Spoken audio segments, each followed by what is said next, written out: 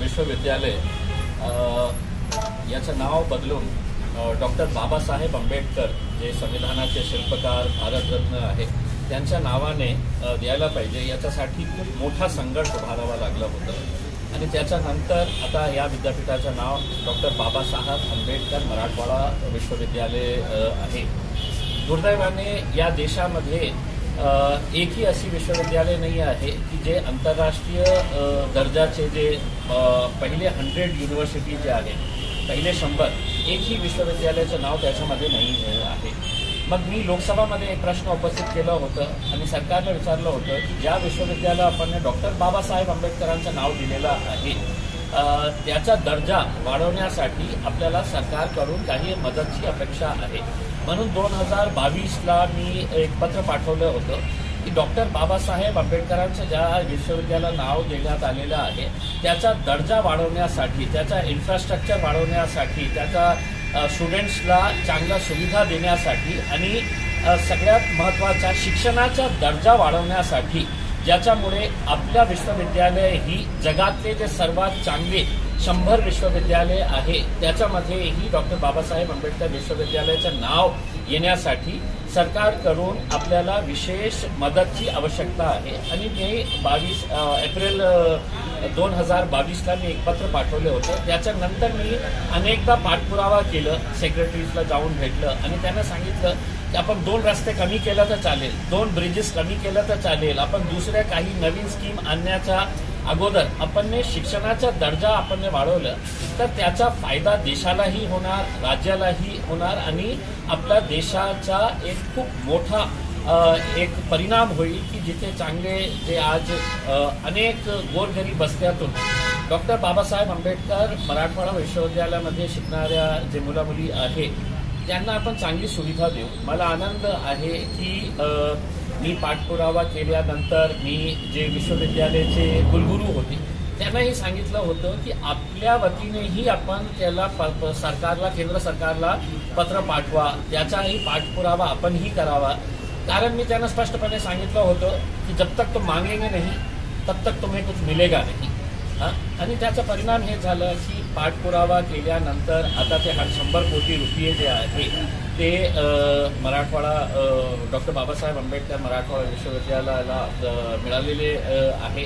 त्याचा कार्यक्रम होणार आहे आणि मोदी साहेब त्याची घोषणा करणार आहे।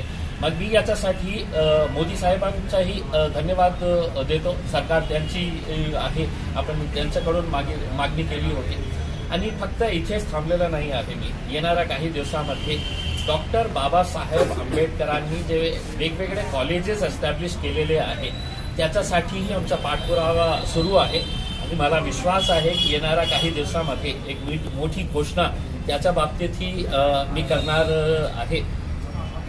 उद्देश एकच आहे की जे मुलामुली इथे शिकत आहे ते संशोधनाच्या बाबतीत जसं भंतेजीने सांगितलेले आहे, कशासाठी हे पैसे मागितलेले आहे आपण ते आपल्या विश्वविद्यालयाचं नाव लौकिक होण्यासाठी जे जे आपल्याला करता येईल त्याच्यासाठी। आणि आमची अपेक्षा हे आहे की आता जे युनिव्हर्सिटीचं जे ॲडमिनिस्ट्रेशन आहे त्यांनी हे पैसे चांगल्या रीतीने चांगल्या प्रोजेक्टसाठी वापरण्यात यावे, ज्याच्यामुळे स्टुडंट्सचा खूप फायदा होते। हे आमची एक कामना होती, अपेक्षा होती आणि ते पूर्ण झालेली आहे। मी इकडचे सगळं हिंदू संघाचं खूप खूप धन्यवाद देतो की त्यांच्या आशीर्वादामुळे त्यांनी जे मला साथ दिली होती याच्यामुळे मी दिल्लीपर्यंत जाऊ शकलो, खासदार झालो या जिल्ह्याचा। आणि म्हणून मला एक संधी मिळाली की तिथे जाऊन माझ्या जिल्ह्यातले, माझ्या एरियातले जे जे गंभीर प्रश्न आहेत ते गंभीर प्रश्न उचलल्यानंतर मी एक सांगू इच्छितो की जे जे मुद्दे आपण लोकसभामध्ये उपस्थित करतो सगळ्यांची दखल घेण्यात येते। म्हणजे मिनिस्टर्स नोट डाऊन करतं, सेक्रेटरीज नोट डाऊन करतं की हे खासदारांनी हे मुद्दा उचललेला आहे आणि त्याची दखल घेण्यात येते।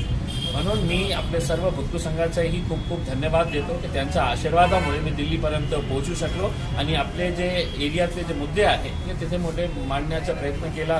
काहीमध्ये यश मिळालेलं आहे, काहीमध्ये नाही मिळालेलं आहे, तरी मी माझे प्रयत्न सुरूच ठेवणार आहे। धन्यवाद। सर्वांना जय भीम, नमो। आज आपल्या औरंगाबाद शहराचे लाडके खासदार माननीय इम्तियाज जलील साहेब यांनी 14 एप्रिल 2022 साली केंद्राला, भारत सरकारला पत्र दिलं. विश्वरत्न, भारतरत्न डॉक्टर बाबासाहेब आंबेडकर मराठवाडा विद्यापीठ, या विद्यापीठामध्ये जे गोरगरीब विद्यार्थी शिकतात, बाहेर खेड्यापाड्यातनं दूरवरनं जे विद्यार्थी या ठिकाणी शिक्षणासाठी येतात, त्याच्यामध्ये संशोधक विद्यार्थी आहेत, आर्ट, कॉमर्स, सायन्स आणि वेगवेगळ्या क्षेत्रातली या ठिकाणी मुलं मुली शिक्षणासाठी येतात. त्या मुलांना या ठिकाणी हॉस्टेलची व्यवस्था, स्वच्छतागृह, पाण्याची व्यवस्था या सगळ्या गोष्टी जुन्या झाल्या होत्या. त्याच्या पुनरुद्धारासाठी, परत काम करण्यासाठी विद्यापीठाकडे निधी नव्हता. या निधीसाठी माननीय खासदार साहेबांनी केंद्रामध्ये माननीय पंतप्रधान नरेंद्र मोदी यांच्याकडे 2 वर्षापासून पाठपुरावा केला. 14 एप्रिल 2022ला त्यांनी पहिलं पत्र पाठवलं. त्यानंतर विद्यापीठाला जाग आली आणि विद्यापीठानं 2023ला पत्र पाठवलं. त्या पत्राचा माननीय खासदार साहेबांनी खूप संघर्षातून हे आपल्याला या ठिकाणी निधी उपलब्ध करून दिला आणि आज हा निधी आपल्याला मिळालेला आहे. उद्या त्याची प्रचिती होणार आहे. तो निधी आपल्या सर्वांना आता येणाऱ्या कालखंडामध्ये दिसणार आहे, जिथे संशोधक विद्यार्थ्यांसाठी असं खूप मोठं काम होणार आहे. त्यांना हॉस्टेल आहे, चांगलं सुशोभीकरण होईल, त्याच्यानंतर त्यांना आधुनिक तंत्रज्ञानाचं शिक्षण मिळेल. यासाठी माननीय खासदार साहेबांनी जो कष्ट घेतले, या औरंगाबाद शहरासाठी त्यांनी जो 100 कोटीचा निधी मंजूर करून आला, त्यासाठी विक्कू संघ त्यांचं खूप खूप अभिनंदन करण्यासाठी, त्यांना शुभ आशीर्वाद देण्यासाठी या ठिकाणी आलेला आहे. त्यांनी असंच त्यांच्या जीवनामध्ये काम करत राहावं, पुण्यार्जित करत राहावं आणि परत या औरंगाबाद शहराला तेच खासदार मिळावेत, यासाठी आम्ही बुद्ध धम्म संघ या 3 रत्नांकडे सदैव वंदना करणार आहोत, त्यांना आशीर्वाद देणार आहोत. इथे एवढं बोलतो आणि थांबतो. सर्वांचं मंगल हो. जय भीम, जय भीम, जय भीम.